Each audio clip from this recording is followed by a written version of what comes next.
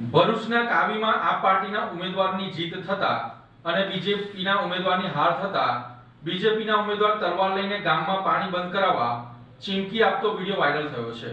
ભરૂચના જંબુસર તાલુકા પંચાયતની કાવી 2 બેઠક પર પરાજિત થયેલા ભાજપના ઉમેદવારોએ તલવાર સાથે વિડીયો વાયરલ થતા ખળભળાટ મચી જવા પામ્યો છે। પરાજિત ઉમેદવારો ગામમાં પાણી બંધ કરવાની ચીમકી આપતા વોટ્સએપ મેસેજ પણ વાયરલ થયા છે।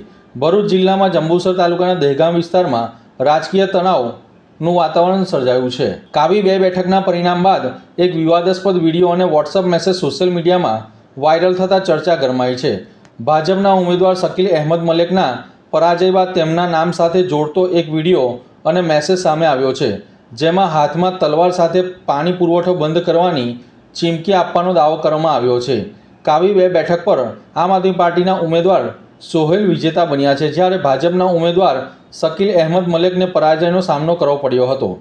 આ મામલે આમ આદમી પાર્ટીના જિલ્લા પ્રમુખ પિયુષ પટેલે નિવેદન આપતા કહ્યું છે કે ભાજપ દ્વારા મતદારો અને વિજેતા ઉમેદવારોમાં ભય ફેલાવવાનો પ્રયાસ કરી રહ્યા છે।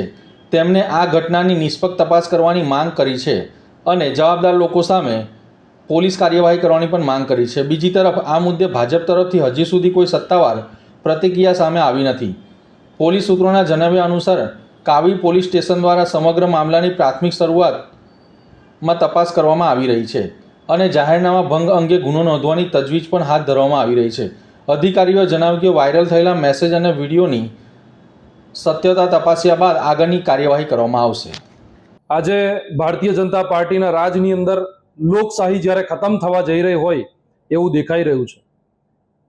ભરૂચ જિલ્લાના જે જંબુસર તાલુકામાં આવેલ કાવી 2 બેઠક જે છે, આ કાવી તાલુકા પંચાયતની બેઠક ઉપર આમ આદમી પાર્ટીના ઉમેદવાર એવા સોહેલભાઈ મલેક જ્યારે વિજેતા થયા છે, સામે ભારતીય જનતા પાર્ટીના જે હરીફ ઉમેદવાર હતા તેઓ હારી ગયા છે આ ઇલેક્શન।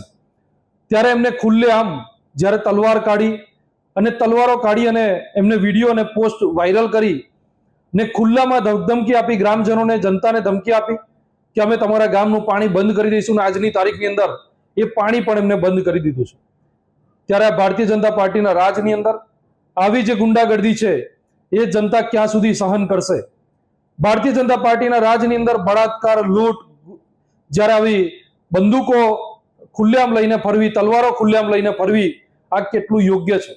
આ ગુજરાતના આવનારા ભવિષ્ય માટે ખૂબ શરમજનક વાત છે કે આવી રીતે જ્યારે કોઈ પણ પક્ષનો ઉમેદવાર જ્યારે જીતે છે, આમ આદમી પાર્ટીનો આટલો દર સાનો આમ આદમી પાર્ટીનો ઉમેદવાર જ્યારે જીત્યા છે, ત્યારે એમના ઉમેદવારને કંઈક હેમખેમ પ્રમાણે એમને દબાવવાનો પ્રયત્ન થઈ રહ્યો હોય એવી પ્રકારની આ તાનાશાહી અત્યારે ચાલી રહી છે।